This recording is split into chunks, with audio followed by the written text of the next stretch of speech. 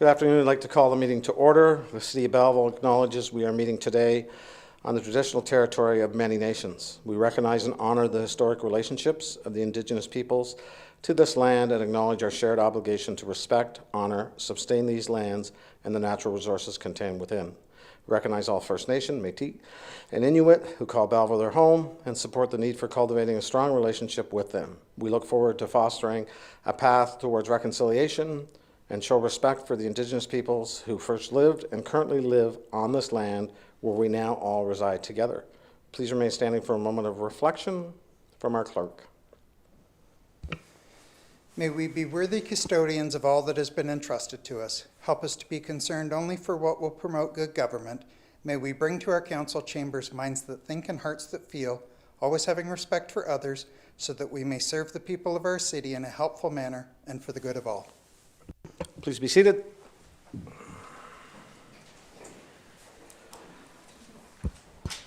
Disclosure of pecuniary interest and general nature thereof.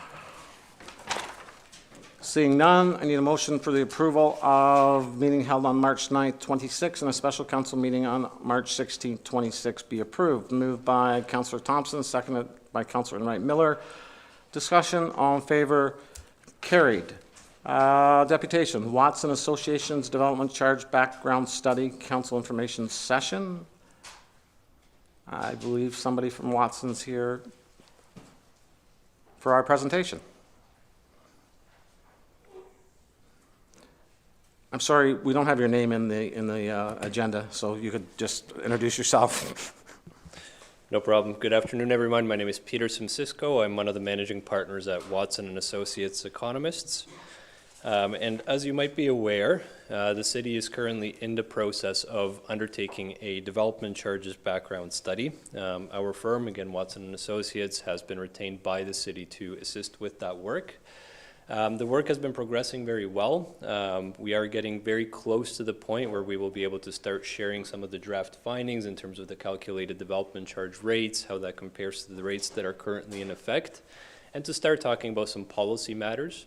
But we thought that this was a good opportunity to first undertake this information session, if you will, to provide a little bit of legislative context for development charges, what their intent is, and to talk through this a little bit more conceptually today to prepare for the next engagement that we'll have when we start looking at the draft findings of the study itself.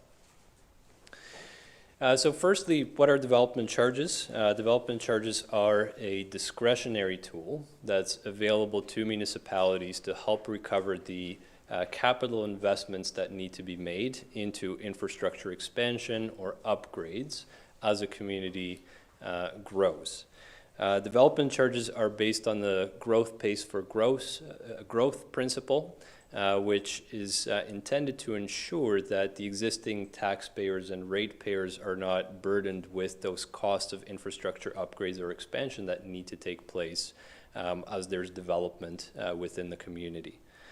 The capital costs that are recovered through the development charge mechanism are in addition to those costs or projects or works that developers would be required to in place directly as part of their subdivision agreements. So we're talking about those broader infrastructure upgrades generally that lie outside of any individual subdivision. So expansion of municipal facilities, expansion of the road network, widening of roads, for example, expansion of firefighting facilities, fire apparatus, those sorts of things that, again, happen outside of the subdivision itself. Municipalities are empowered to impose these development charges under the authority of the Development Charges Act. Currently, and the city does have a long-standing history of imposing development charges, currently those charges are imposed under the authority of Bylaw 2021-201. That's for the citywide charge. And then there is also an area-specific development charge that applies within the Stanley Park development area, and that's imposed under the authority of Bylaw 2020-16. I would note that historically, development charge bylaws did have a maximum shelf life of 5 years. Within that typical 5-year shelf life, the city's citywide development charge bylaw will be expiring in January of 2027. So that's part of the reason why the city is currently in the process of undertaking this background study to enable council to consider the approval of a new development charge bylaw as we get into later this year to replace that current bylaw. So on the slide here, just wanted to highlight that there have been quite the number of legislative changes that have occurred to the Development Charges Act over the past, I would say, 5 to 6 years. Many of these have taken effect since the city last undertook a comprehensive development charges study. Some of those changes have changed what can be included in the calculation of the charge, which types of services municipalities can recover the costs for through the development charge mechanism. Other changes have resulted in changes to when developments pay these charges, which types of developments pay, and so on. I don't think it's necessary to go through the full legislative history here, but just wanted to highlight that the Development Charges Act does continue to evolve. It is something that we're certainly keeping a close eye on. We're monitoring those changes, and to the extent that there are any adjustments to the process that either impact the calculation of the charge or how the city continues to administer the development charge bylaws, we're making sure that that's fully reflected within the process that we're going through. So, as mentioned earlier, the Development Charges Act is quite prescriptive in the process that has to be followed when undertaking a development charges study. So I thought it would be worthwhile going through that at a pretty high level here. And the illustration here summarizes that process or that methodology. And the process really starts with identifying the anticipated amount, type, and location of growth or development within a municipality. Relative to that growth forecast, we then need to identify the increase in need for services that's expected to be generated by that growth. And typically that increase in need for services is firstly assessed in fairly general terms. So looking at, look, we're expecting the community to grow, we're expecting that to generate additional traffic volumes within the city, and that might require some upgrades to the road network. Or we're expecting different types of development, maybe higher buildings in the future that might require different type of fire apparatus to manage that. And so again, we're looking at that in relatively general terms. Once we've identified that increase in need for services in relatively general terms, we start to look at specific capital projects or investments that the city would need to make to look after that increase in need for services. And that results in the identification of specific capital costs and projects in terms of service expansion and upgrade. And so, for example, we might start to look at specific road widening projects. We might start to look at an expansion of recreation facility space to ensure that there is sufficient capacity to handle that additional demand that's placed on those services. Or again, to the example of fire services, we might look to expand the fire apparatus fleet to acquire a bigger or different ladder truck, for example, just to, again, name a few examples. Once we identify those capital costs related to those investments that would need to be made into infrastructure expansion and upgrade, there are a number of notable deductions that we have to observe. Most notably, if the city is expecting to receive any external funding in the form of grants, for example, or donations towards any of those capital needs, those have to be deducted. Secondly, a very common deduction is if, or to the extent that any of these capital projects might provide a benefit to the existing community, for example, through the replacement of an existing asset that eventually would have required replacement anyhow. So we might be oversizing, but there might be a replacement component as well. Then that benefit to existing component of the cost has to be deducted from the calculation as well. Once those deductions are made, that leaves us with the net development charge capital costs to be included in the calculation of the charge. And then we divide those net recoverable capital costs by the amount of development that's expected to occur, both residential and non-residential. And so typically that then results in a development charge per capita, which we then translate into a charge for different types of residential units based on the typical or average levels of occupancy. So recognizing that a single detached home on average is going to have more people in it than a bachelor apartment. and therefore is going to place a higher demand on municipal infrastructure and services, then that single detached home should be paying a larger development charge. So that's just getting into the kind of nitty-gritty of the calculation there. And on the non-residential side of things, we typically see municipalities impose a development charge per square foot or per square meter of gross floor area related to the building space that's developing. So that's the overall process, again, in a nutshell.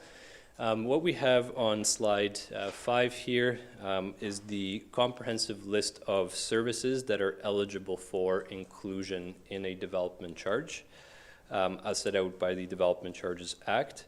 So again, it provides the full list of services there. What we have highlighted with the bolding and the teal color are the services that are being considered as part of the development charges study process.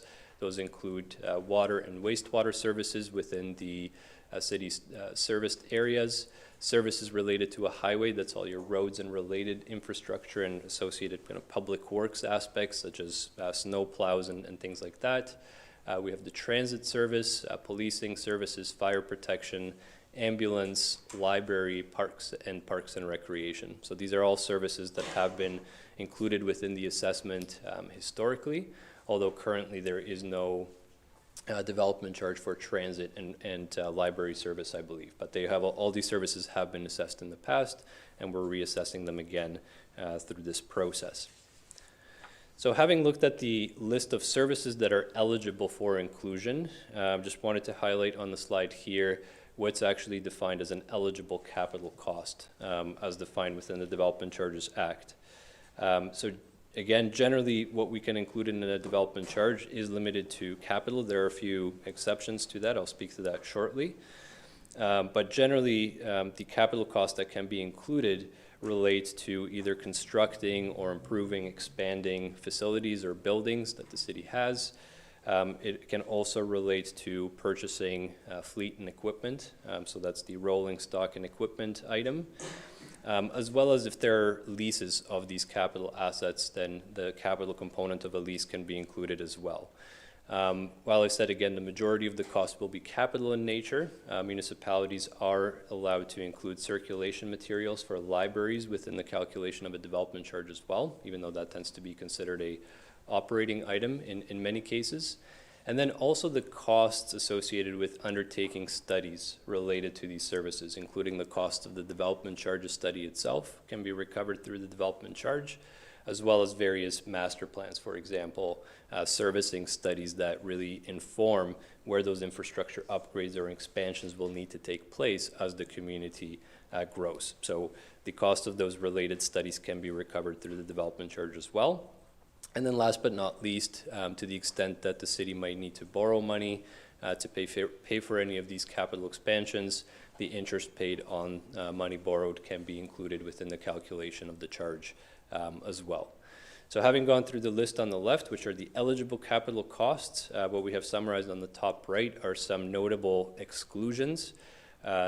That is the land related to parks, because municipalities have a different authority for securing park land through the Planning Act, through the subdivision process. So we can include in a development charge any costs related to park equipment, for example, or basically bringing the land to an active park state, but the actual acquisition of land to be used for parks sits outside of what we can include in a development charge. Also, any vehicles or equipment that have an average service life less than 7 years, those items cannot be included within a development charge. And then finally, generally computer equipment cannot be included as well. Where we're going to draw the line is if it's computer equipment that's integral to the functioning of an asset. So if you think of the tablets or computers that are within police vehicles or ambulance vehicles, because that's integral to the vehicle, that could be included. But if it's computers or workstations within a library, those are not eligible for inclusion. When we think about the planning horizon for these various services and capital needs, and I'll speak to this in a little bit more detail later in the presentation, but generally any planning horizon can be considered as long as we have identified and quantified those needs, except for transit services where we are limited to a 10-year outlook under the legislation. as well as a very recent change which has limited the extent to which land acquisition can be included as well, where generally for most services that's limited to 10 years. And then the final thing to highlight here is that we are not limited to costs that will be incurred by the city directly. As long as it's an eligible capital cost under the Act, if it is incurred by another party on behalf of the city, it can still be included within the calculation of the charge. So one additional item I'd like to mention here, talking about these capital costs, although this is admittedly getting a little bit into the technical details, is that the Development Charges Act requires us to measure any future increase in service relative to the historical level of service that's been provided within the municipality over the past 15 years. And that historical service level needs to be looked at through two lenses, one of those being quantity, so in terms of how much of something has been provided, and I'll show you an illustrative example of this shortly. And then we also need to look at that through a qualitative lens. So generally looking at what has been the replacement cost or the investment that's been made into a particular service area or type of infrastructure, and what do we need to invest moving forward to generally maintain that level of service into the future. And that level of service or service standard calculation imposes or represents a cap on how much capital we can include in the calculation of the charge. And really the intent is to ensure that the development charge does not become a mechanism that enables the municipality to improve the level of service that's being provided. It's really a mechanism that's intended to enable a municipality to maintain the level of service even as the community grows. So that's something I think important to recognize, and can be somewhat of a limiting factor as to what can be included in the calculation of the charge. So just to provide a illustrative example of that, again, very technical level of detail here, but this is an example of that service standard calculation for public works facilities, where what you see listed, I know there's a lot of numbers and text on the slide here, but what's listed in the table are the various public works facilities that are either in service today or have been in service at some point over the past 15 years. The numbers in the top part of the table represent the size associated with each facility in terms of square feet. And so this allows us to measure that quantitative aspect in terms of how much public works facility space has been in service in each year over the past 15 years. And we can then, dividing that by the population within each year, establish a per capita service standard that's been provided with respect to public works facilities. So in this example, that average service standard has been about 1.37 square feet of public works facility space per capita. So then we look at the qualitative aspect, which is looking at the replacement cost valuation of those various facilities. On average, across that public works facilities portfolio, the replacement cost is about $350 per square foot. And so combined with that per capita service standard of about 1.37 square feet per capita, that represents an average service standard of about $480 per capita. So what we then do with that, and that's illustrated in the very bottom table, the smaller table at the very bottom, is when we look at the population growth that's expected, in this case over the next 20 years. We're expecting that to grow by, let's say, 11,750 people or so. Applying that historical service standard of $480 per capita would suggest that the city would need to invest about $5.6 million into additional public works facilities to maintain that historical service standard. That does not mean that that's the amount that must be included in the charge, but it does represent a maximum. For example, the city could identify that, look, we're going to build a facility that's going to cost $10 million. We could only include $5.6 million of that facility in the calculation of the charge. So just wanted to highlight that that historical service standard measurement is a big part of the technical work that we've been working on with staff to date to really understand what those maximum limits are. So shifting next more to the policy aspect of things, the Development Charges Act does give municipalities the ability to introduce exemptions or reductions from the payment of development charges. The Act itself contains a number of what we call statutory exemptions or discounts. Those are listed along the left-hand side of the table here. Some of the more notable ones are this exemption for industrial building expansions. So if an existing industrial building is expanding by up to 50% of the existing gross floor area, that expansion component is exempt from the development charge. Generally, enlargement of existing residential units is fully exempt from development charges. Municipalities and school boards are exempt as well. And now this is a fairly recent addition. Any additional dwelling units, either within existing residential units or in newly built residential units, they can have basically up to 2 of these accessory residential units that do not pay development charge. There are also exemptions for affordable residential units. Now, the Act has a very specific way of defining what affordability means. There's a bulletin that's published once per year by the province that informs what those affordability thresholds are, both for purchase as well as rental residential units. And if those units are meeting those affordability thresholds, then they're exempt from the payment of the development charge. And then also any non-for-profit housing and universities that receive funding from the province, those are fully exempt from the charge as well. There is one exemption there for attainable residential units that hasn't been enacted yet. It's within the Act, but the province hasn't yet defined what attainable means, so they've just left that open to be defined at some point in the future. In terms of other policy reductions or discounts, as you'll see towards the bottom on the left-hand side of the table, there are discounts that are provided for purpose-built rental housing. Depending on the number of bedrooms within the units, they're eligible for various discounts from the development charge.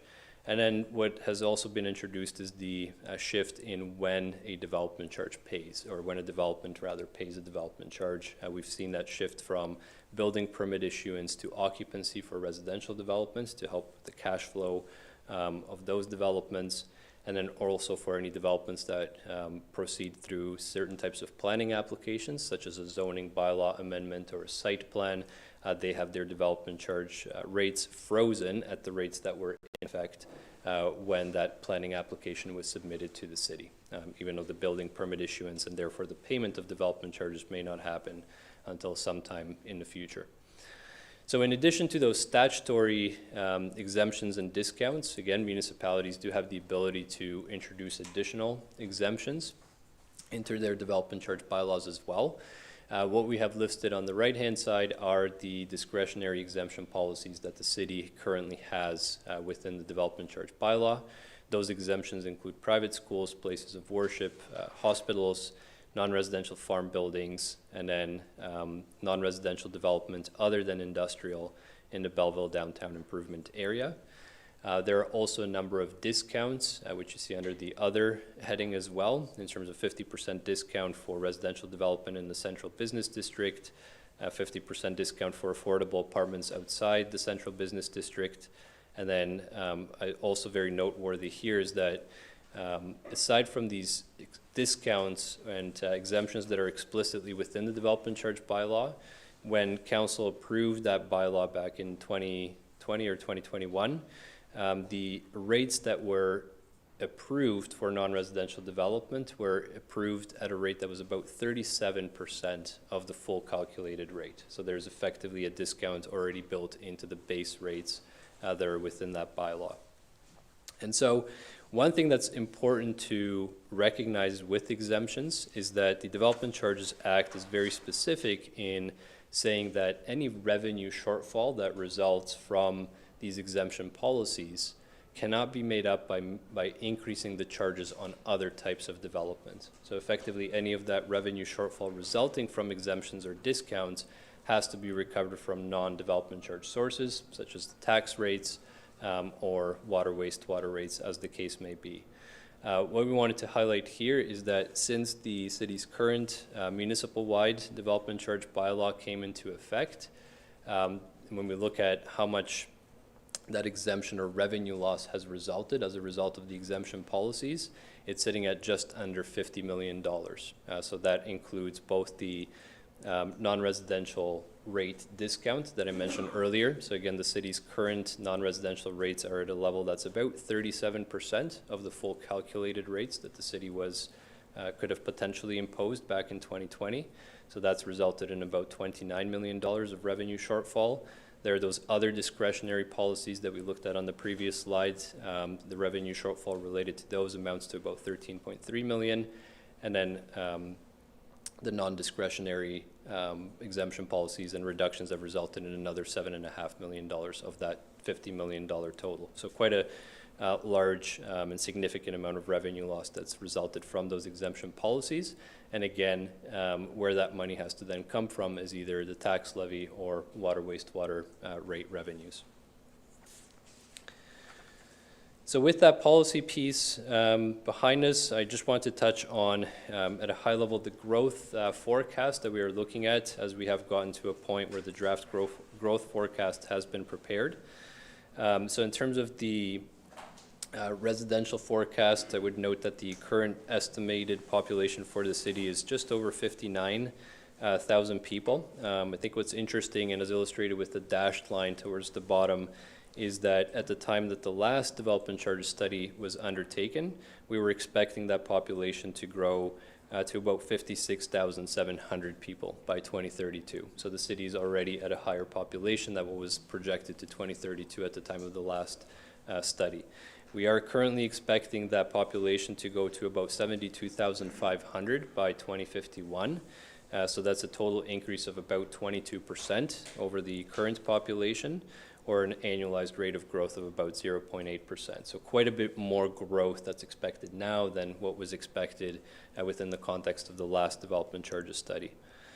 When we look at the types of housing units that residential growth is expected to be accommodated within, about 8,700 additional dwelling units to 2051 are expected, with just under half of those being within the single and semi-detached category, about 22% being other multiples such as townhouses, for example, and then about 30% of that unit growth is expected to be within the apartment category.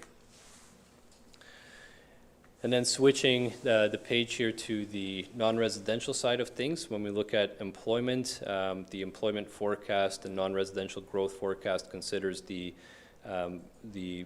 number of the key sectors, including the primary sector, industrial, commercial, as well as population-related and institutional development.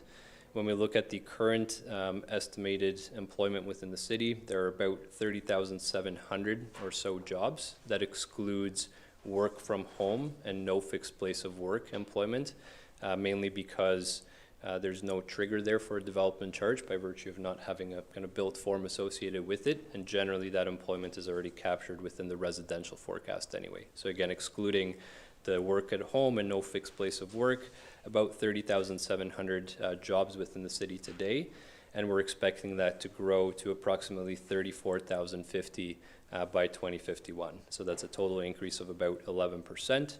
To 2051, or an annualized rate of growth of about 0.4%.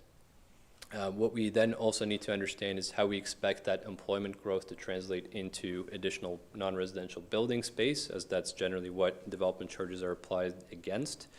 So when we look at that amount of building space that's expected to develop to 2051 to accommodate that employment growth, we're expecting the city to see about 2 million square feet of additional non-residential building space over the next 10 years to 2036, about 2.6 million square feet when we look at a 20-year planning horizon, and about 3.1 million square feet when we look all the way out to 2051. So one final slide here before we get to the next steps. I just wanted to highlight that, as mentioned earlier, we do have some flexibility with the planning horizons that are considered for the individual services that are included within the calculation of the charge. Generally, the constraint is then the extent of planning that's been completed to understand what those capital needs or infrastructure upgrades are going to be over a particular time frame.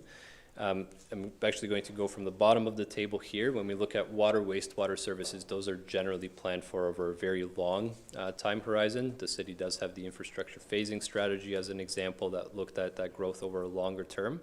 So we're planning for those capital investment needs all the way out to 2051. When we look at services related to a highway, so again, your roads and related infrastructure, we're considering that over the forecast horizon to 2046, because there is a transportation master plan that exists that again looked at those needs over a longer term. And then for much of the other services, we are looking at a 10-year planning horizon to 2036, as we're generally operating within the capital needs that have been identified over that time frame for those respective services. So then finally, in terms of next steps, we are, as I mentioned earlier, in the process of preparing the development charges background study.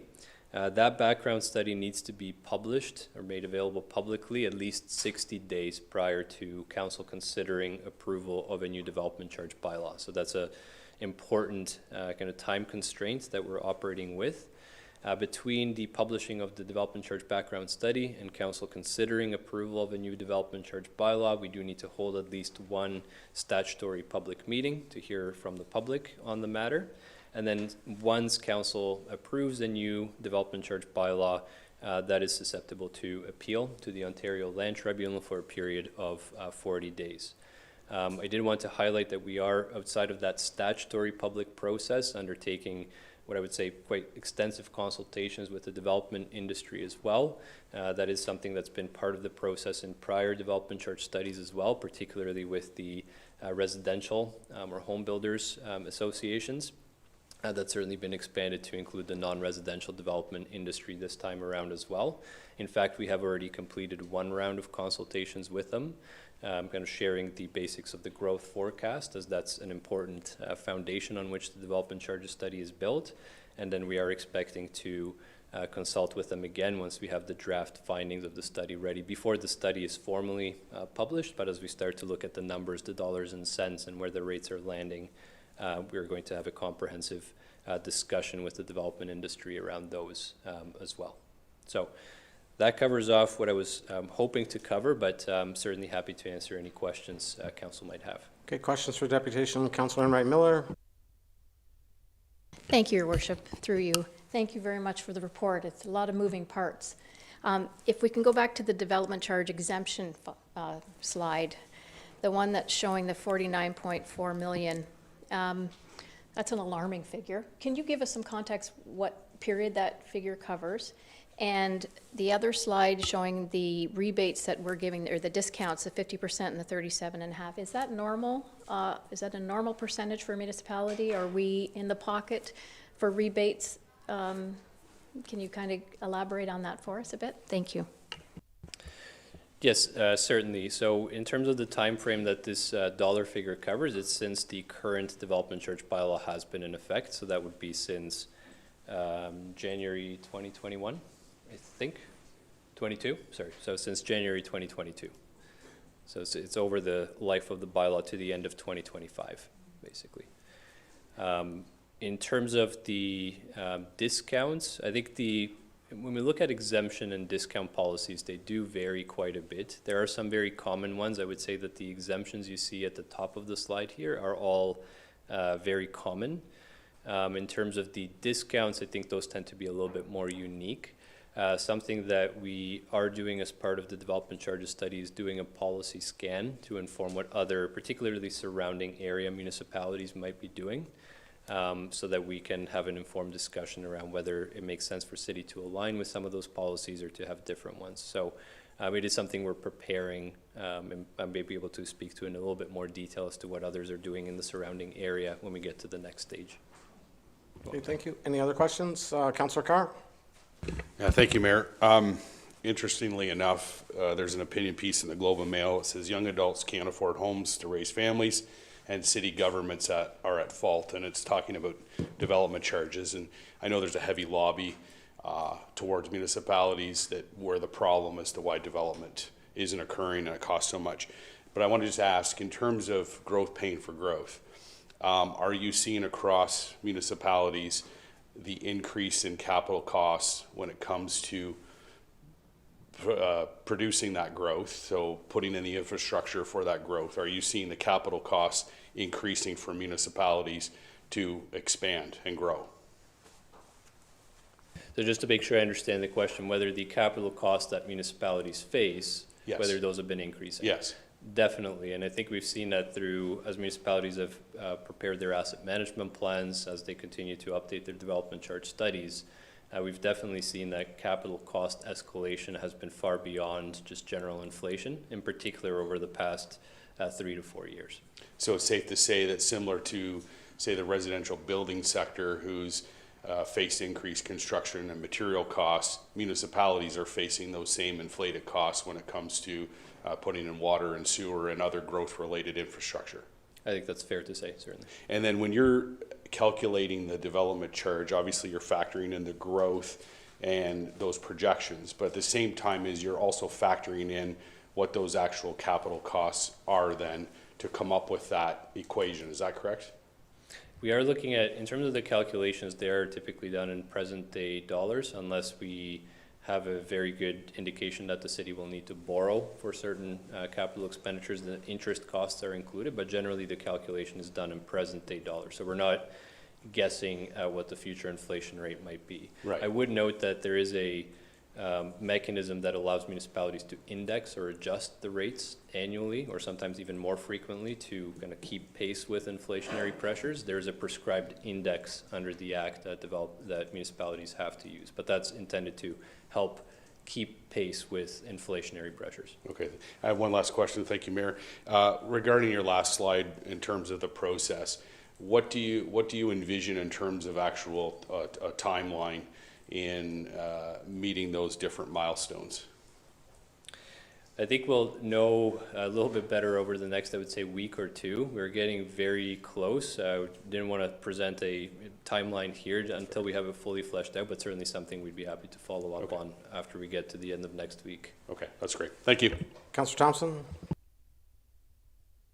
Just a quick question. In your dialogue with the home builders, have you noted what they were, obviously they got some wants. Have they noted to you what their wants? They've certainly noted to some of the councillors, but have you noted what they want and taken those into consideration, development charges?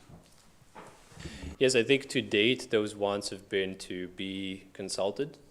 We haven't gotten to the dollars and cents, if you will. We've talked about the growth forecast, and it's still fairly conceptual at this point. I'm sure there will be a lot more wants expressed as we get to the calculated rates, but certainly we're listening to what the industry has to say and taking that into account in formulating any recommendations that will be brought forward to council.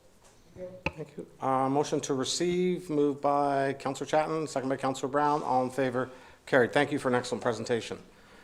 I need a motion that council rise and go into committee of the whole at 4:36 with Councillor Thompson in the chair. Moved by Councillor Carr, seconded by Councillor Wright Miller. All in favor? Carried. Just also wanted to make note that 8A3 item has been pulled.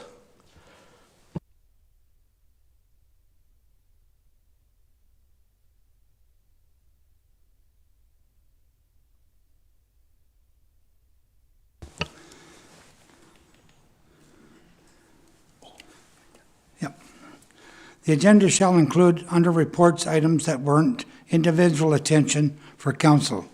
8A1, Fire and Emergency Services Establishing and Regulation Bylaw Revision, RFC 1, Item 9.2, FES 2601. Recommendation that the Director of Fire and Emergency Services Chief Report Number FES 2601, Fire and Emergency Services Establishing and Regulating Bylaw Revisions be received, and that the draft Establishment and Regulation Bylaw attached to the report 2601 be brought forward to Council's consideration. Mover and second, Councillor Kelly. Councillor Henderson, any questions? Councillor Carr. Yes, thank you, Mr. Chair. Through you to the fire chief, I got a number of questions. Looking at the draft bylaw, under section 11.1, volunteer firefighter employment, it talks about, let me just get to that section, that the fire chief may appoint from time to time any eligible person as a volunteer firefighter in order to maintain a sufficient complement of firefighters for coverage in the rural area of Belleville. Through you, Mr. Chair, could the fire chief describe what a sufficient complement is? Chief? Through the chair to Councillor Carr. This is general terminology used in numerous different establishing and regulating bylaws. We actually pulled that wording directly from another actual strictly volunteer department. When we talk about sufficient complement, that's when we're looking at that effective response force. So do we have enough personnel where we can achieve that? We also look at feasibility for oversight, safety on scene, and ability to train up a number of new individuals. So there's a lot of different pieces that play into that. But generally speaking, it's making sure that we have enough bodies in order to respond adequately to the community. Okay, Mr. Chair, through you, 11.2 refers to same thing, volunteer firefighters, but shall be governed by current collective agreements, and it looks like there's plural. Is that because we have two separate agreements and we have to be mindful of the other one, or just the one that's impacting the volunteers? Through the chair to Councillor Carr, again, very generic terminology there. We have one collective agreement specific to our volunteers. That's the one that we follow for our volunteers. Okay, and then, Mr. Chair, just a couple more. Thanks for your indulgence. Going to look at the report, looks like there's an area where related to water and ice rescue, and the report notes that urban suppression staff will be certified to the technician level permitting entry, and that volunteer operations would be at the operations level, would be able to perform assistance to the technicians through shoreline rescue and line tending. Is that the intent behind it? Because knowing what we know about collective agreements, and there's one collective agreement that certainly provides a very distinctive and expensive boundary in terms of when it comes to provision of fire services, and we're seeing that through tax impacts. Is it suggested with this new ice water rescue that you're going to have urban suppression and volunteer suppression working together, where one's on the shoreline and one is in the water based on their technician versus operational level or awareness? Chief?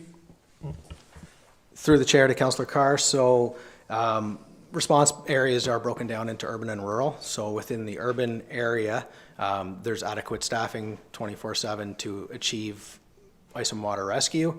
And then what we've said here, and the reason that you see the technicians from urban, so that's that core service pumper would be responding out into the rural area and working alongside our volunteers. I can tell you that it's happened twice just in the last month where they've worked hand in hand, doing exactly what this bylaw is proposing. So the volunteers providing that support role, tending lines, gathering equipment, looking after scene lighting, staffing the shorelines with throw bags in case rescuers get away from their equipment, that kind of thing. Okay, that's good to hear.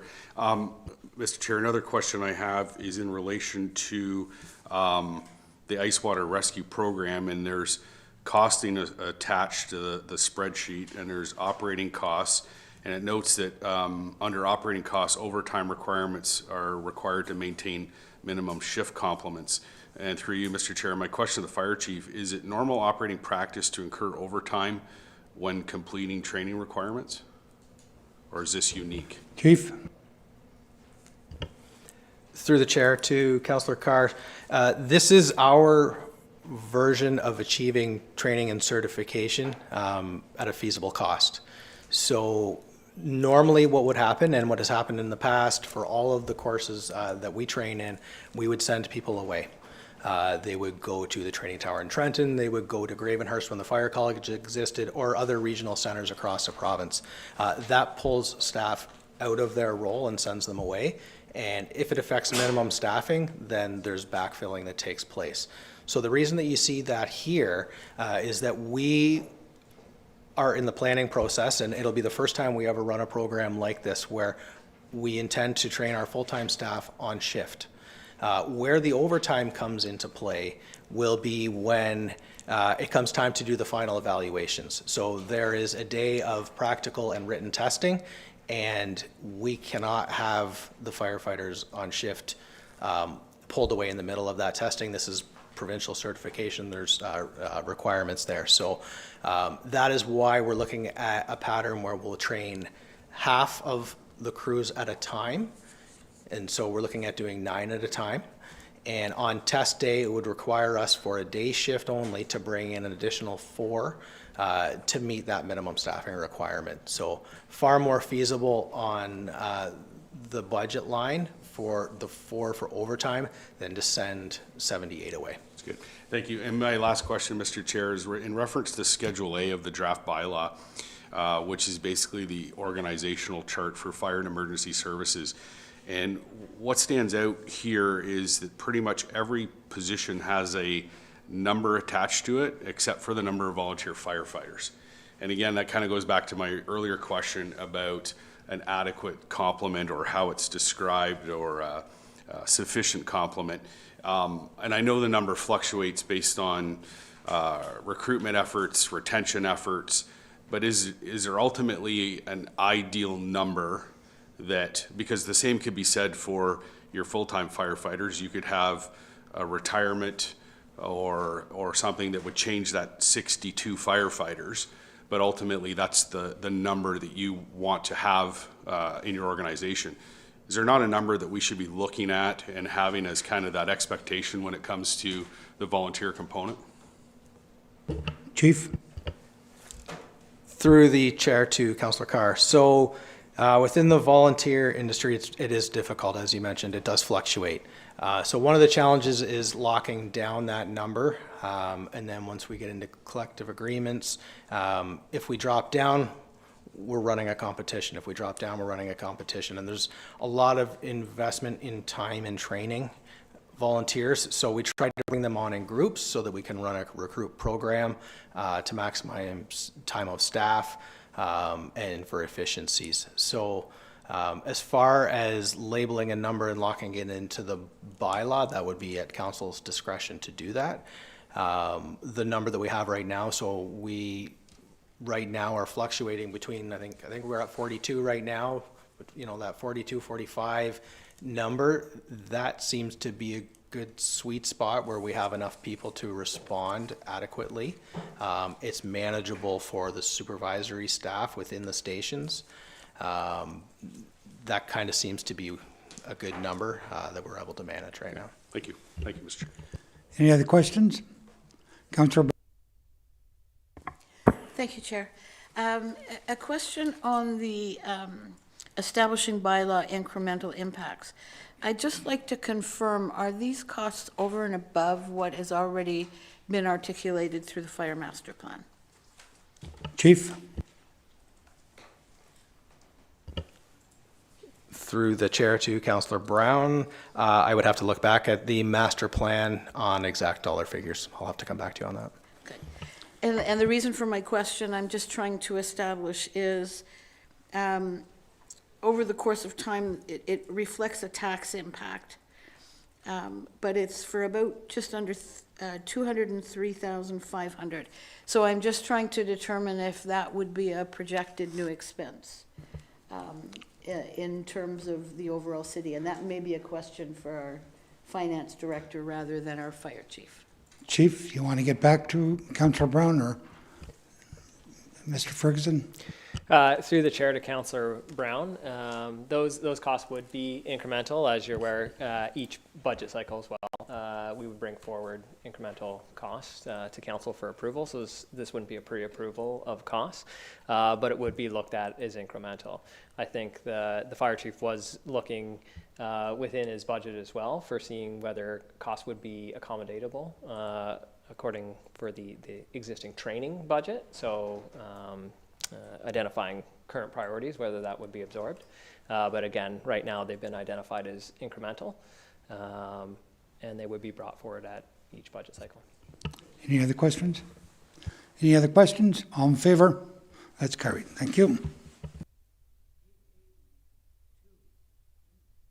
8A2, Impact of Primary Care Action Plan on the City Recruitment Efforts. Recommendations of the Manager of Physician Recruitment and Retention Report, MPRR 2026-06, regarding expected impact of the Provincial Primary Care Action Plan on the City Primary Health Care Recruitment Efforts be received. Mover and a seconder. Councillor Brown and Councillor Enright Miller, any questions? Councillor Brown. Thank you, and thank you to Manager Post for responding to my questions during the budget process. I want to make sure I'm understanding. I'm not convinced my question was actually answered in what it is I was trying to pose. So if I understand it correctly, essentially the city has been recruiting and placing primary care physicians in a number of locations, including the 3 organizations that have just recently received in round 1 provincial funding. So what I'm trying to get to is, in our future recruitment activities, are we planning on continuing to place physicians into those organizations, despite the fact that they also will be recruiting and they've received funding to do that? Will we continue to support that?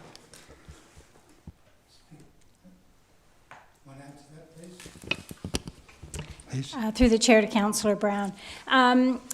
We have traditionally worked very closely with those organizations to recruit.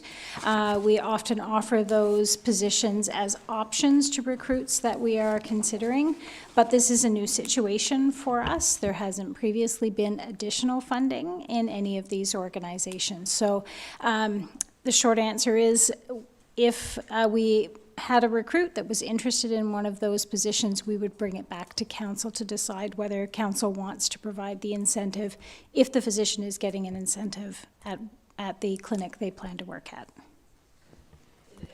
Equally so, my reason for my question is, because the city offers incentives, is it disincenting when the other 3 and I say the 3 organizations, so the nurse practitioner-led clinic, the Quinte Weston Belleville Community Health Center, and the Queen's Health Center, as are the 3 organizations that I'm referring to, that received funding in round 1. So my question being, are we actually disincenting people to go for their recruitment dive because in fact the city offers an incentive and places them in those 3 organizations? Ms. Post.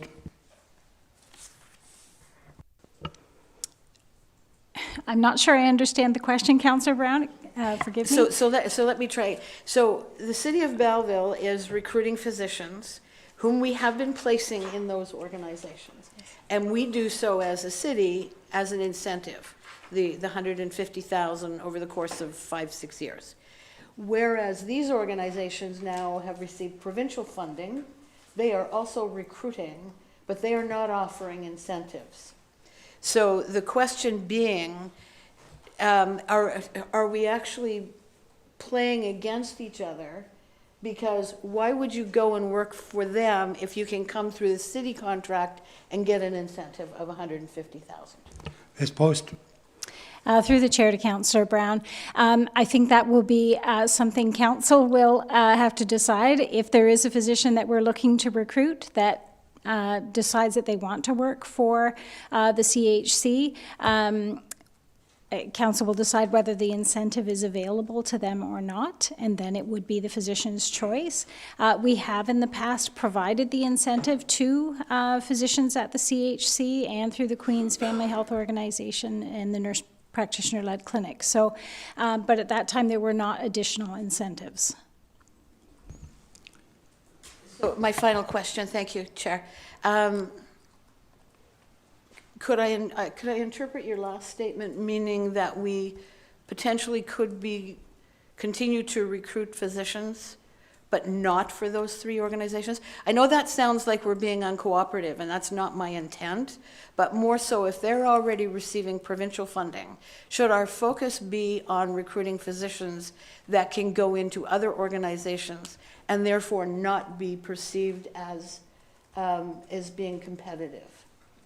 Through the chair to Councillor Brown, I think that's an important policy decision that council would have to consider. Staff would be looking for direction from council on that. Okay, any other questions, Councillor Kelly? Thank you, through you, Chair. Thanks for the report, Manager Post. So people are hearing it for the first time. They could be new to our residents, to our city. So can you just explain what the rollout is for doctor recruitment, what we pay a doctor over a 6-year term, a nurse practitioner, an RPN, what we invest for them to come work for us? That's question one. Ms. Post? Through the chair to Councillor Kelly, the physician recruitment program now offers a $150,000 incentive to a family physician who is interested in settling here for a minimum of 5 years and opening a full-time practice where they roster patients to the individual physician. That scholarship or incentive is paid either $30,000 a year for 5 years or $25,000 a year for 6 years. It's up to the physician which one they choose. For nurse practitioners, the city offers a $10,000 incentive. It's payable $5,000 when they start employment at a Belleville, with a Belleville employer. And then once 6 months has passed, assuming they're still in good standing with that employer, they receive an additional $5,000 payment. We have in the past offered scholarships to Bachelor of Science nursing students at Loyalist College. We aren't currently offering that scholarship. Thank you for that. It's good to be reminded of what the investment is. So, last January, the province announced the Primary Care Act, and that started about a year ago, in June of 2025, where the province is hoping to have, I think it might be close to 3 million people, orphan patients, looked after by a primary care provider. So we know in this area, we have anywhere from 12 to 14,000 people in the city of Belleville that do not have primary care. Is that fair? Yes. Okay, that's fair. so since this Primary Care Act came into effect in about June of 2025, what numbers of that 12 to 14,000 in the city of Belleville now have somebody looking after them? Do we have that figure? Ms. Post? Through the chair to Councillor Kelly, we do not have that number. But what I can tell you is the province's target was to make sure those people on Healthcare Connect as of January 1st, 2025, have a physician by, I think it's the end of June 2026. I believe our numbers on Healthcare Connect as of January 1st, 2025 were only about 1,200, according to Healthcare Connect. So their commitment is really to those 1,200. I don't believe they've indicated that by June they would have everybody on the Healthcare Connect list with a family physician. And we know that Healthcare Connect list has grown since January 1st, 2025. Thank you. One more, if I can, Chair, thank you. Sure. Appreciate that. So there's been some conversation tonight about Quinte West, Queen's Health, and the third one is the Nurse Practitioner Clinic. And in your report, Manager Post, you state that with nurse practitioners having the ability to bill through OHIP, that's a good thing, because then we can have nurse practitioner graduates decide to come and they feel that they will have more control of their future, their income, all of that stuff. Is that fair? Ms. Post? Through the chair to Councillor Kelly, yeah, I mean, the potential is there for a very positive outcome as a result of that legislative change. As I indicated in the report, we don't know for sure that the outcome will be positive. We don't have enough information to really know. I would reiterate that there is a nurse practitioner shortage in the province. So, hoping that there'll be enough nurse practitioners to come and open practice to look after all of our orphan patients. I don't know that that's even possible with the numbers that we have out there right now. But certainly, opening up the OHIP billing to nurse practitioners will hopefully draw more people into that industry and may even attract nurse practitioners from other areas of the country. And I believe the funding we got from the province over that phase one, if you call it, was, I think there's 10 or 12 different municipalities that are sharing those funds, and Belleville was a part of that. My look at it, if we are fortunate enough to get a doctor to come to our area or a nurse practitioner, I know people in Belleville that actually drive to Quinte West to see their doctor, and similar things are happening. Belleville residents are traveling to Picton. At least we're getting doctors to come to our area, and I look at the full picture. So that's where I'll leave it. Thanks. Thank you. Any other questions?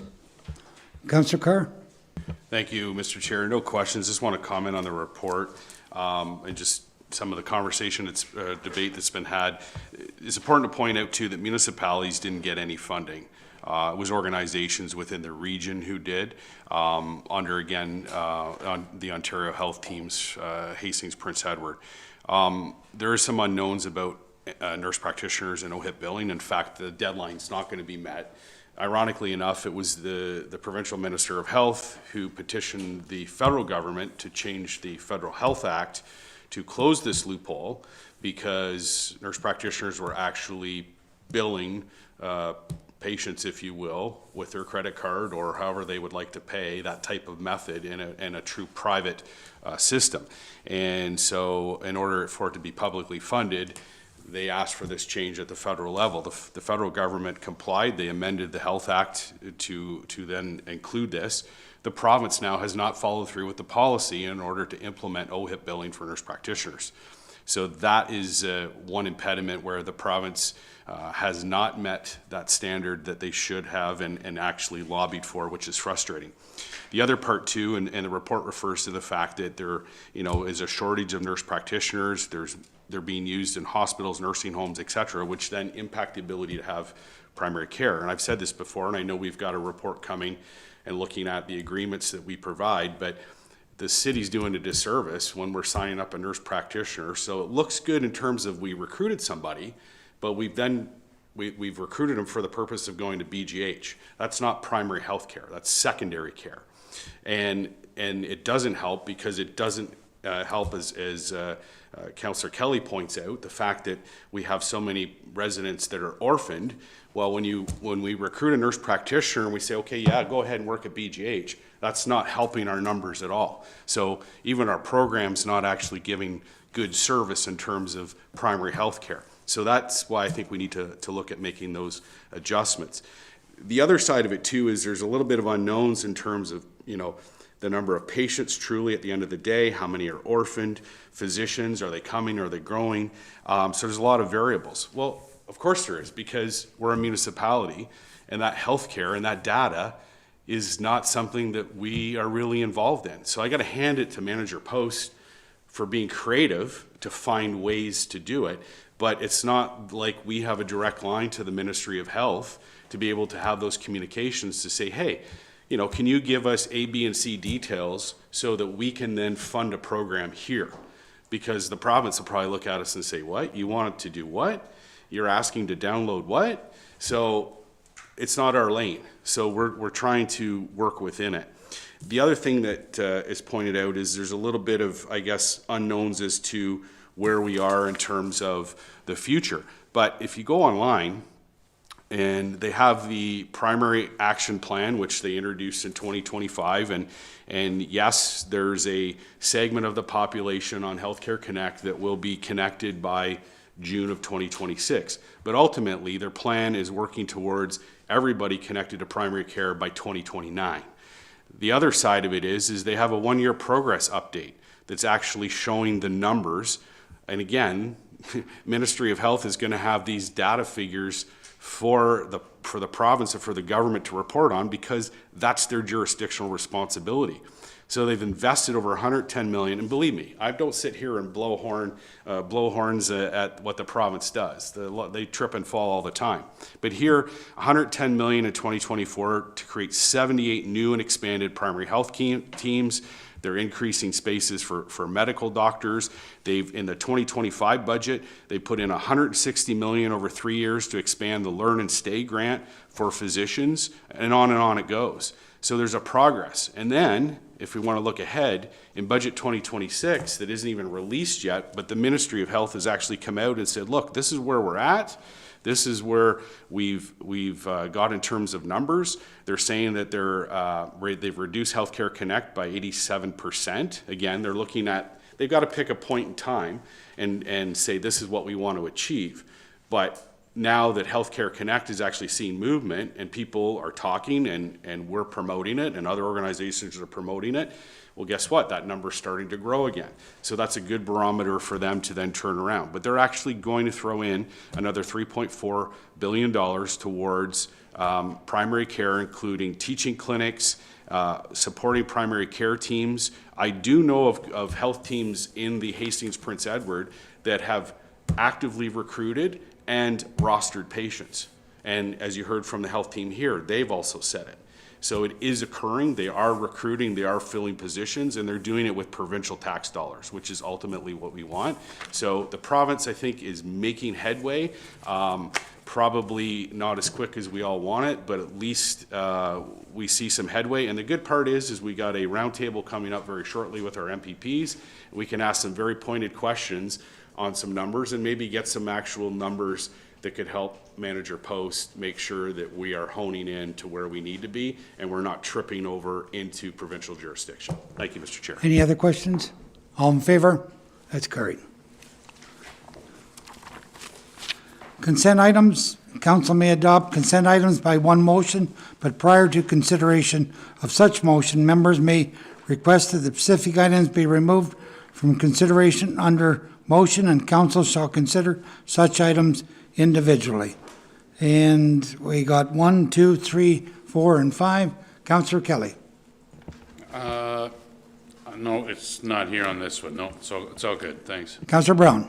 8B2, please.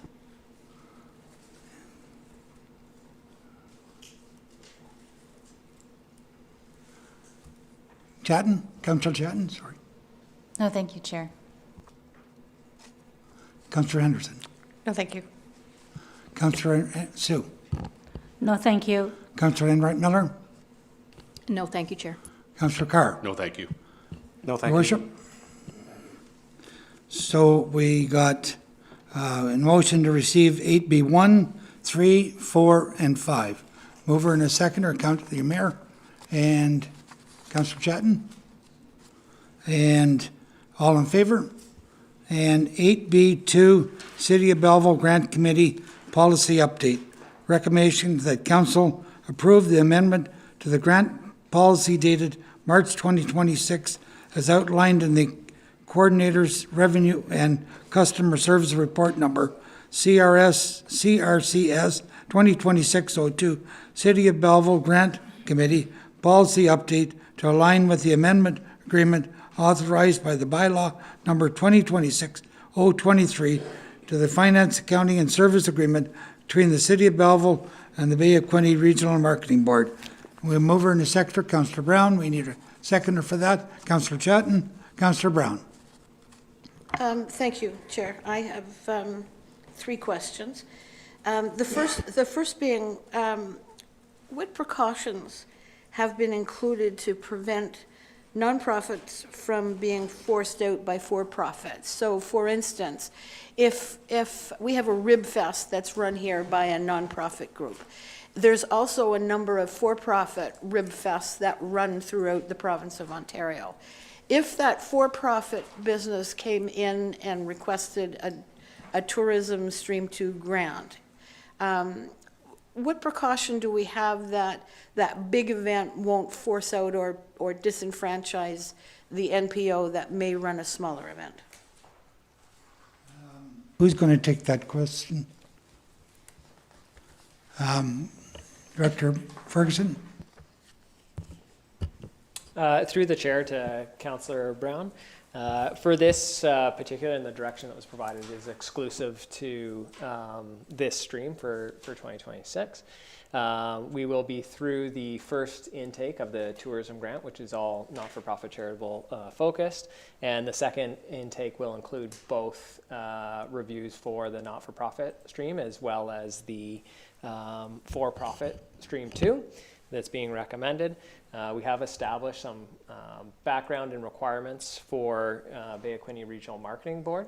So when staff is going through the evaluation will be done at the committee level, as it is usually done, with recommendations brought to the grant committee.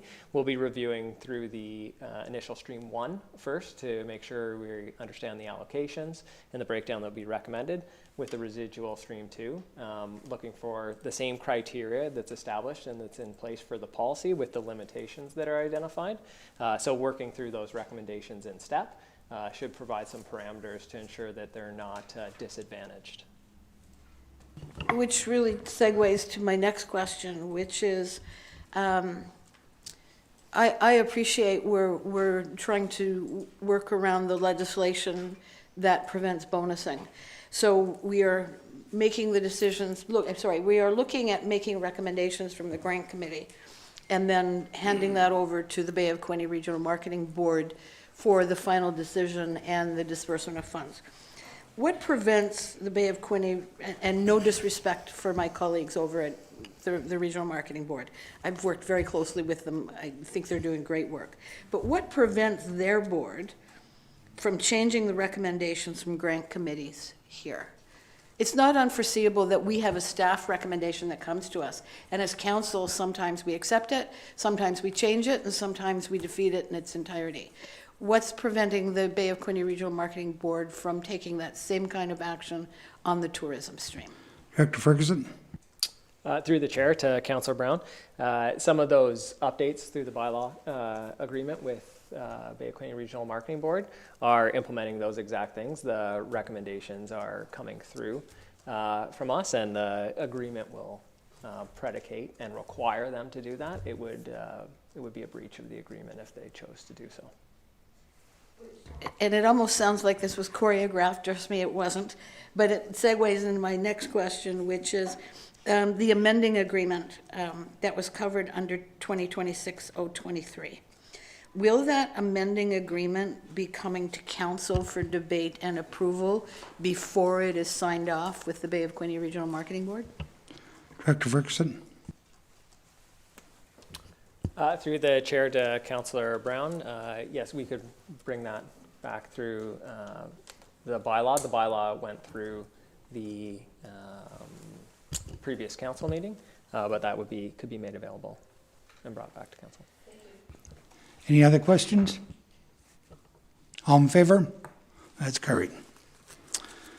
And information items, council may adopt information items by one motion, but prior to consideration of such motion, members may request that certain specific items be removed for consideration under such motion, that council shall consider such items individually.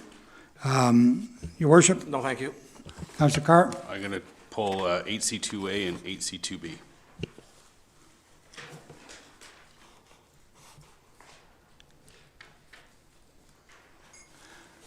Councillor Miller? No, thank you. Councillor Sue? No, thank you. Councillor Henderson? No, thanks. Councillor Chatton? No, thank you, Chair. Councillor Brown? No, thank you. Councillor Kelly? No, thank you.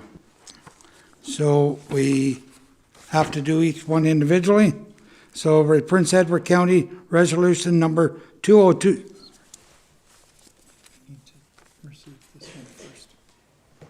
Oh, sorry. We need to receive 8C1 notification of purchase January, February 2026. We need a mover and a seconder. Councillor Miller. Your worship, all in favor? That's carried. Now down to 8C2, and again, Prince Edward County Resolution number 2026-32 regarding Bill 21, Protect Our Food Act 2025. Prince Edward County Protect Our Food Act, and Councillor Carr has pulled that. Councillor I'll moves second it, Chair. Seconder, Councillor Chatton. Councillor Carr. Thank you, Mr. Chair. Yes, I'm looking for council to support the resolution from Prince Edward County. There is a private member's bill, Bill 21, Protect Our Food Act, that's in the Ontario legislature. And as the resolution points out, that Ontario's lost about 2.8 million acres of farmland in the past 3 decades and loses as much as 319 acres of farmland every day, which is just astounding. And considering the geopolitical climate that we live in, food security is going to be even more important as we, deal with tariffs and as we deal with wars and everything else. And I think that this is a good bill in terms of providing a farmers' council, if you will, or an advisory, and to actually assess before the province comes in and starts allowing farmland to be cut up and basically disposed of or developed.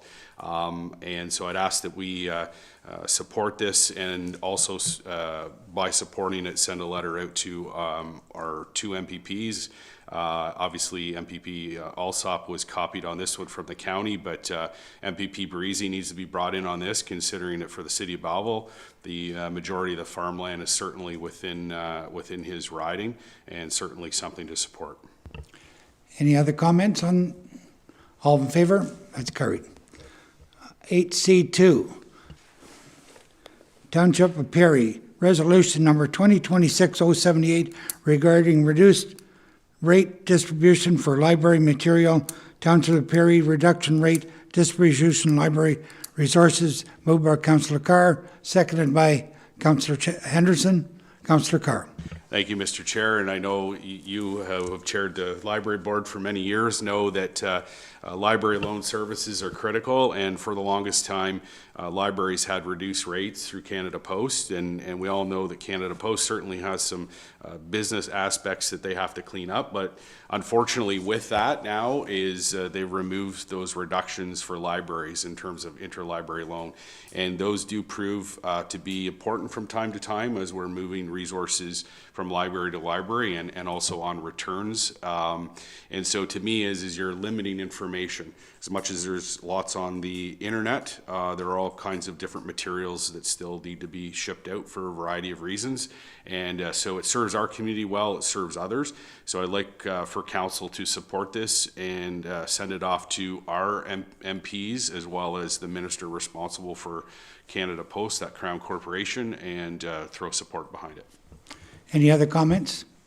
I know I'm supposed to remove myself from the chair, but I just want to second Councillor, or agree with Councillor Carr's, because I've been on that board, and I know the number of materials that come into that library every day from out of another one, and if we don't have that privilege, there's going to be an awful lot of people not going to be able to get books, so thank you.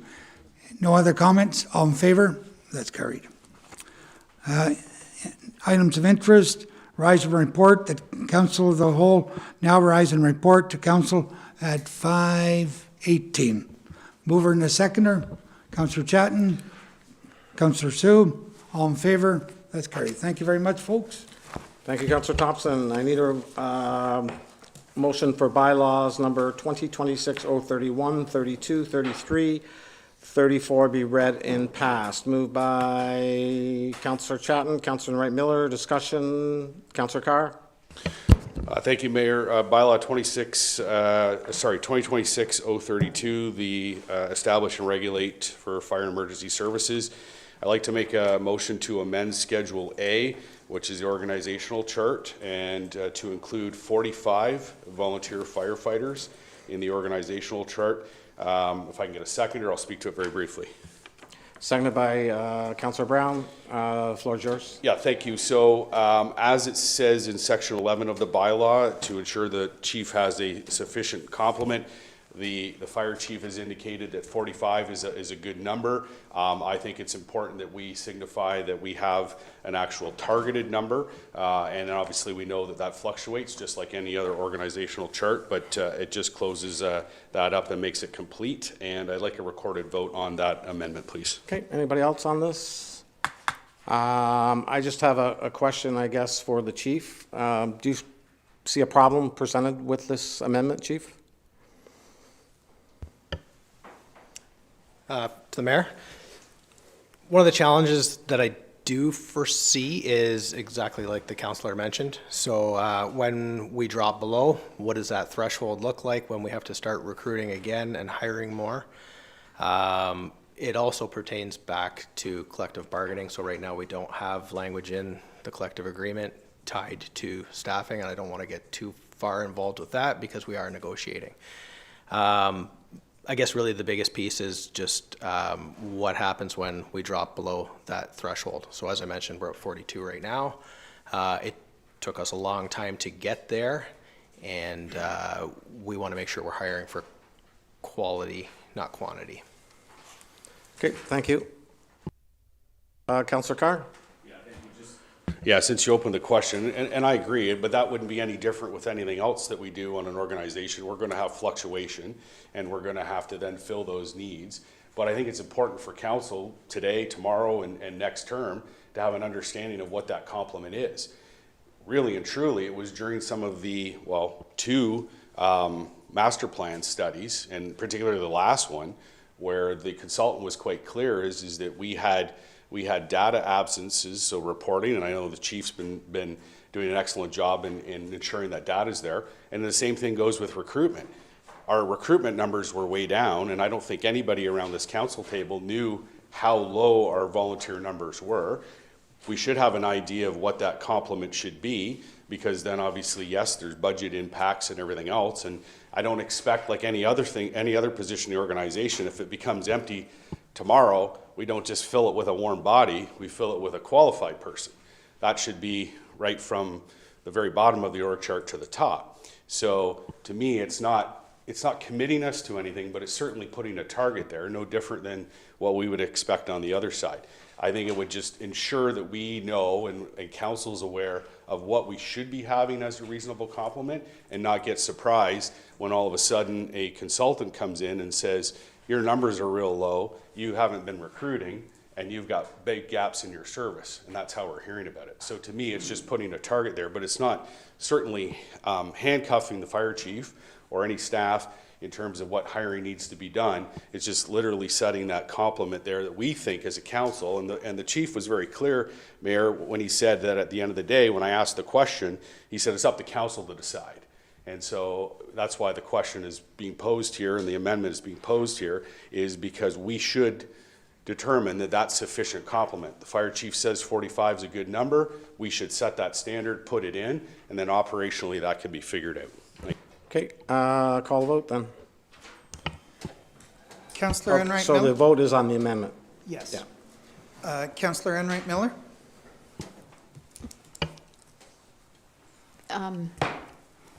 No. Councillor Henderson? Yes. Councillor Kelly? Yes. Councillor Sue? Yes. Councillor Thompson? No. Councillor Brown? Yes. Councillor Carr? Yes. Yes. Councillor Chatton? Yes. Mayor Ellis? No. Carried by 6, Your Worship. Okay, so let's vote on all the bylaws now we can. So we have them moved and seconded. All in favor? Carried. Next to new business. Start with anybody? Okay. Motions. I'll read Councillor Chatton's motion here. Recommendation, whereas we are the voice of those in our municipality, even when receiving concerns or compliments about shortfalls of other governance bodies such as the province, federal, or school boards, we are the voice of our constituents. That the City of Belleville write a letter to the Minister of Education requesting that a formal province-wide consultation process be developed and implemented before making a decision that would eliminate English Public Board trustees that are publicly and democratically elected through municipal elections, and that this process includes province-wide town hall meetings, surveys, virtual and in-person focus groups, and roundtable discussions that would seek input from students, parents, staff, leaders, and community, and also discuss research concerning the pros and cons of eliminating local English public trustees representation while also promoting open dialogue and two-way conversations. Moved by Councillor Chatton, seconded by Councillor Henderson. Councillor Chatton, the floor is yours. Thank you. Through you, Chair. To outline this a little bit, Ontario's Bill 33, it is an act to amend a variety of acts, which includes education. It has received royal assent. It's on to the next step. This bill significantly expands the province's authority over school boards, and it allows the minister to replace elected trustees with supervisors who may be hired or appointed by the ministry without any specific requirement to be in the ward in which they are representing. As elected officials, it is one of our responsibilities to protect public interest. School boards across the province are facing a threat of replacing the existing democratic process with appointment, eradicating public voice where it matters most for matters regarding education. Trustees are part of municipal elections, our election. They are who members of the public stand behind by vote to carry their voice, much like us, and therefore who they can turn to ensure that they have a voice at the table and see themselves reflected at that same table. Trustees shape policy. Teams in operations are able to work with trustees as representatives of communities whose values and priorities vary greatly from region to region. Priorities change with geography. Priorities change with community demographics. What is important to the very far north, for example, child suicide and mental health supports for youth or internet access due to infrastructure for mandatory completion of online credits, may be a lower priority for an urban supercenter with no complications or barriers to resources such as those, but a greater need for focus on EDI and anti-racism or anti-bullying protocols. It is an important mechanism of ensuring public voice and community priorities remain in focus, as opposed to people outside of the region in a removed building without eyes and ears on these communities creating cookie-cutter policy that has little to no impact on real challenges that face those who entrust the province with delivering relevant and accessible education to their children. As elected representatives ourselves, who bring presence and voice to the table, we know how imperative it is to protect public interest. No decisions about them should be made without them. I urge the support of my colleagues around the table to support continuing to keep public voice as the foundation for trustee election and governance, to help protect democratic systems that could quickly erode and be threatened all the way across the municipal landscape. First is trustees. What if next, it's the city? This deconstruction of elected systems is a slippery slope, and with a precedent on the floor as a huge step in removing public voice, it would be just a baby step to eradicate public voice at the city level. Please join me in protecting democracy, protecting public voice through election, and protecting a system that supports individual communities individually. I'm urging that our clerk reach out to Carrie Ann Cramp, who is the chair of Hastings and Prince Edward District School Board, to write this letter, to confer with Catherine McIver, which is the Director of Education for Hastings and Prince Edward, and also Shannon Binder, who is the OPSPA rep for Hastings and Prince Edward. All very, very capable people have been sitting and pounding the table about having to have elected officials stay in office to represent constituents and education in our system. Thank you. Okay, is anybody, Councillor Kelly? Thank you, through you, Mayor. Thanks to Councillor Chatton for the conversation tonight.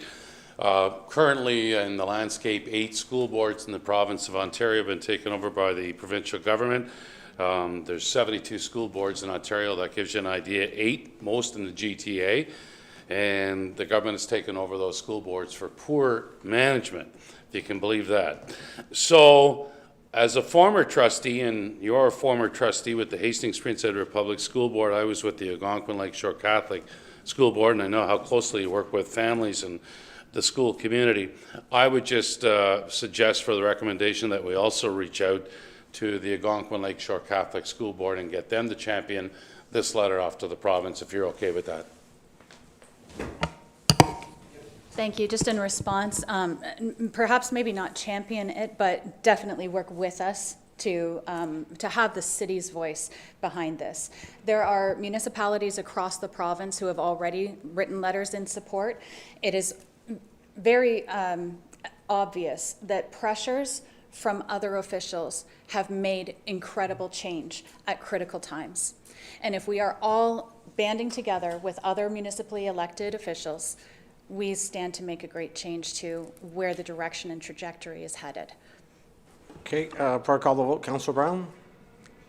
Thank you, Your Worship.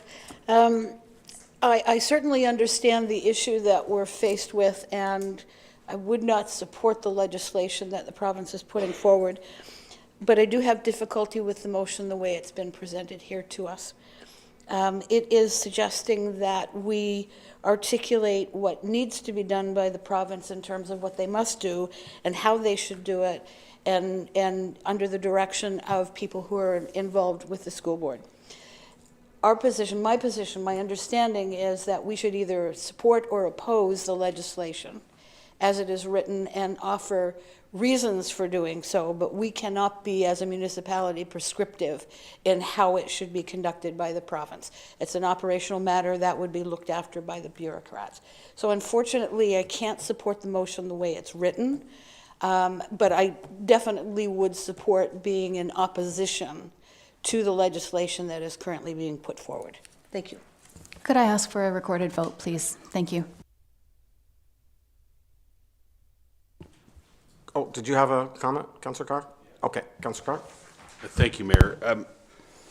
I'll be honest, I don't spend a lot of time watching what happens at the school boards. It's a different level, and they're elected officials. I guess the question that I have, and if Councillor Chatton, I don't want to get into the question period, but if Councillor Chatton can point me in the direction, I haven't seen the school boards locally raise any concerns officially through motions or anything that certainly hit the media, unless I'm missing it. And if they have, then that's great. Then I think we should support that. I'll be very frank, and what I have read is that the trustees have voted policy that says only the chair speaks to the media, that trustees aren't into the schools, aren't speaking with parents, and this is policies that they've created. At least that's what I've read in the news. And if that's the case, talk about trying to shut yourself down.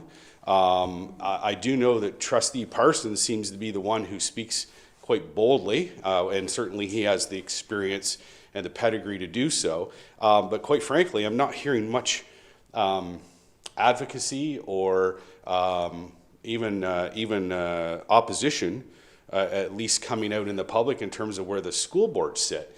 So can someone point to me where there's a resolution? And I would be more pleased to support that and come in behind the school boards than the way it reads here. I thought we were going to take the forefront on advocating for something for the school boards when they're elected and they have a voice should they choose to use it. Okay, Councillor Chatton last on this, and we're going to call the vote. Yes, thank you. Through you, Chair. So yes, there actually has been a lot of conversations about this. Mostly it is coming from OPSPA, which is the Ontario Public School Board Association. It's the umbrella for all of the school boards across the entire province. And it's disturbing because we do see evidence from the Canadian coast to coast where the government has come in and taken trustees out of the picture and has run this. In Nova Scotia, I believe it was New Brunswick, and British Columbia was another victim to this. And the constituents that are the same as our constituents in the same wards that we represent are hurting as a result. We know that even us, we receive hundreds of thousands of emails in some cases over the period of our term. Imagine a supervisor sitting at Queen's Park fielding the same number of emails that are supposed to prioritize and see something from a different point of view based on region or based on community, removing the representative from the community in order for the education system to move forward. It's not only removing public voice, but it's actually stagnating in public service. So it is actually something that is in great discussion. It's why I encourage us to consult with Shannon Binder, who's the OPSPA rep for the Hastings and Prince Edward District School Board, the one that is going to be able to give the most critical components to this letter that the province really frankly needs to see us supporting in order to consider change. So. That's my last on it. Thank you. Call the vote. Councillor Henderson? Yes. Councillor Kelly? Yes. Councillor Sue? Yes. Councillor Thompson? Yes. Councillor Brown? No. Councillor Carr? Yes. Councillor Chatton? A resounding yes. Councillor Enright Miller? Yes. Mayor Ellis? Yes. Carried by 8, Your Worship. Thank you. 11.2, Councillor Henderson Southeast Health Unit budget. Recommendation that a budget amendment for the Southeast Health Unit from a 3% increase to 0 increase from last year's budget request, and that those funds be directed to the Tax Stabilization Reserve. Moved by Councillor Henderson, seconded by Councillor Chatton. Councillor Henderson, the floor is yours. Thank you very much, Your Worship. During the budget process, I had initially asked for the Southeast Public Health budget request to be reduced from 5% to 3%. That was an increase over and above the previous year. And I did so over their lack of transparency when I had made a simple request for some key financial information. The budget item reduction was unanimously supported by everyone, and I thank you all for that. The very following day, after our budget meeting, the Southeast Public Health announced that they had a $3.6 million surplus as a result of one-time funding from the province. This was an excerpt from their meeting and a resolution relating to the surplus. 2025 financial results indicate that the Southeast Public Health is in a favorable financial position. Excluding merger-related activities, revenues were above plan due to an additional one-time funding, while expenses were below plan, largely because eligible costs were appropriately charged to the voluntary merger budget. This has resulted in a projected surplus of approximately $3.6 million, which will be transferred to the reserves to support future financial sustainability. Again, the lack of transparency twice within 48 hours was astounding. They knew they had the funding and the surplus. They didn't adjust their budget ask to the city, nor did they disclose the surplus to council beforehand so that we could make an informed decision and properly balance the interests of the Belleville taxpayers. This, in addition to the already questionable results of their merger, I question them, but that's a topic, we'll have it again, I'm sure. I suppose that what I found most offensive by the Southeast Public Health was I'm speaking of their staff generally, their refusal to disclose key financial information, thereby telling the residents of Belleville, really it's none of their business how they spend the money that they make us collect. It's imperative that we enforce transparency and accountability. As a result of this lack of disclosure, on March the 11th, 2026, at 2:13 p.m., I filed a Freedom of Information request on various line items of their budget. And these are the same questions I had that they did not disclose previously. I'm asking for your support today on this motion to reduce their budget increase to 0 and divert the additional 3% increase that we originally agreed upon into our City of Belleville Tax Stabilization Fund. I think it's time we sent the Southeast Public Health Unit a fairly clear message that we expect transparency and accountability when it comes to their budget, and that they really have no right or any business coming to the City of Belleville residents asking for an increase when they're sitting in a multi-million-dollar surplus position. Thank you. Okay, anybody else on this discussion? Councillor Carr. Thank you. I'll pose the question, and maybe, I don't know who can answer it, because obviously we're not getting some clear answers from the public health. Is the 3.6 million that they're reporting, is that over and above the provincial stabilization funding that they've received? Or I'll does send that that include to- that? Do we know that? Our Director of Finance. Through the chair to Councillor Carr and all council, the specifics wouldn't be able to comment on necessarily for the Southeast Health Unit. I think from the description, it seems to be over and above. However, it identifies some utilization of one-time funding, which would be mitigation for some of their expenditures, which I assume would buffer the surplus. I think the best approach, and we've had some discussions, the health unit had identified open communication, looking to improve that, would be to have them back in the future to give us some updates on the amalgamation, where we'd be able to identify and ask some of those questions. Okay. All in favor? Could I record a vote, please? I was just going to say carried.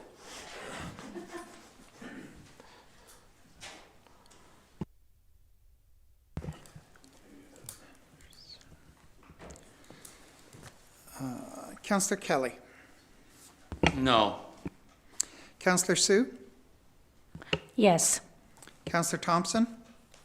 No. Councillor Brown. Yes.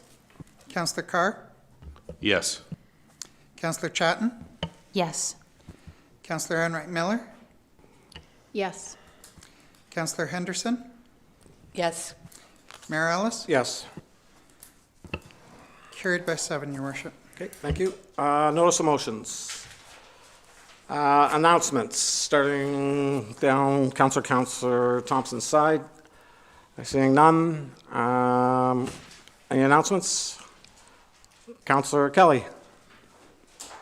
Thank you. Through you, Mayor, most of us here around the council table sit on anywhere from 8 to 10 different committees, and I happen to chair the Economic Development Committee, and a couple of weeks ago, Alicia McGuire, set up a wonderful tour. We were at Sprague Foods. They're celebrating their 101st anniversary. 64 employees strong, College Street in the Industrial Park. They have 2 shifts. They make 100,000 cans of different product per day at Sprague Foods. You would see their products that they make at Giant Tiger, Farm Boy, Costco. They're a flourishing business doing extremely well, thanks to Keenan, the president at Sprague Foods, his dad Rick, and his mom Jane for the tour. I wanted to get this in. Sue Latour at Sprague Foods. We had a chance to meet with her. She's been there 30 plus years. She's their longest employee at Sprague Foods. So think about it, 64 employees. I want to thank Alicia McGuire for setting it up, Victoria Watts, Brad Roach from our very active economic development team. And I want to thank Councillor Sue and Councillor Thompson for being a part of the tour at Sprague Foods. Thanks. Did you bring me any soup? No, but I'll bring you some pea soup next time I'm there. Thank you. Okay, we'll finish up here with proclamations. March 26th is National Epilepsy Day, Awareness Day. April is Jazz Appreciation Month. April 2026 be a donor month. April 4th to 10, National Dental Hygienist Week. April 12th, National Medical Laboratory Week. And that's it. I need a confirmation bylaw, that bylaw 2026-35, a bylaw to confirm the proceedings of the council meeting held on March 23rd, 26 be confirmed. Moved by Councillor Brown, seconded by Councillor Sue. Discussion, all in favor? Carried. I need a motion for adjournment. Moved by Councillor Thompson, seconded by Councillor Chatton. All in favor? Carried. Motion to adjourn was 6:40.